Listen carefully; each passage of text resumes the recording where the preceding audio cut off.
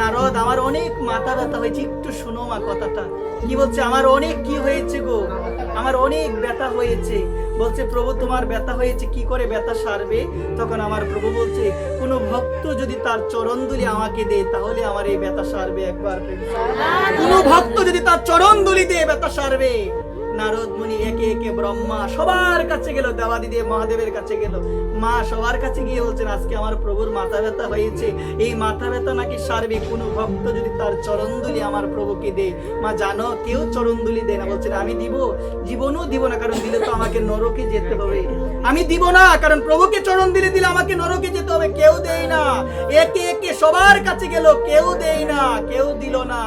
তখন আসলো ভগবানের কাছে, এসে বলছে প্রভু গো কেউ তো দেই না, কেউ তো দেই না চরণধুলি। তখন বলছে তুমি একবার মধুময় শ্রীধাম বৃন্দাবনে যাও, মধুময় শ্রীধাম বৃন্দাবনে যাও, বৃন্দাবনে গিয়ে দেখো তারা দেয় কি না। একবার বৃন্দাবনে গিয়ে ব্রজগোপীদের কাছে গিয়ে বললো আজকে কানাইয়ের না অনেক মাথা ব্যথা হয়েছে, এই মাথা ব্যথা নাকি সারবে কোনো ভক্ত যদি তার চরণধুলি দেয়। তখন তারা সেই কথার প্রতি উত্তরে বলে দিল তুমি কি কোনো কিছু এনেছো, ব্যাগাদি কোনো কিছু এনেছো চরণধুলি দেওয়ার জন্য? এই কথা শুনে অবাক হয়ে গিয়েছেন। এই কথা শুনে নারদ মুনি বলছেন তোমাদের কি নরকে যাওয়ার ভয় নাই? বলছে কেন? বলছে প্রভুকে চরণধুলি দিবে তোমরা, তাহলে তোমাদের তো নরকে যেতে হবে।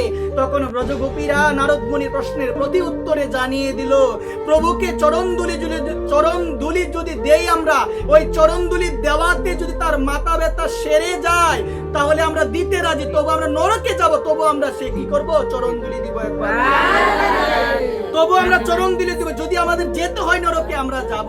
এই কথা শুনে অবাক, তারা ভগবানকে সন্তুষ্ট করতে চায়, নিজের চিন্তা নাই। চরণধুলি দেওয়াতে নরকে যেতে হলে যাব, যদি ওই চরণধুলি দিলে প্রভুর ব্যথা সেরে যায় আমি দিব, তবু আমি যাব কোথায়? নরকে যাব, চিন্তা নাই। নিয়ে আসলো কার কাছে? কার কাছে নিয়ে আসলো? ভগবানের কাছে। ভগবানকে দিল, মাথা ব্যথা সরে গেল। তখন ভগবান বলছে নারদ তুমিও তো আমার ভক্ত, চাইলে কি তুমি দিতে পারতে না? চাইলে কি তুমি দিতে পারতে না? এই জায়গায় ভগবান শিখিয়ে দিল ব্রজগোপীদের মতো ভক্ত কেউ হতে পারে না। এই জায়গায় ভগবান জানিয়ে দিল ব্রজাঙ্গনাদের মধ্যে ভক্ত কেউ হতে পারে না। এই ব্রজাঙ্গনারাই হলো ভগবানের শ্রেষ্ঠ ভক্ত। একবার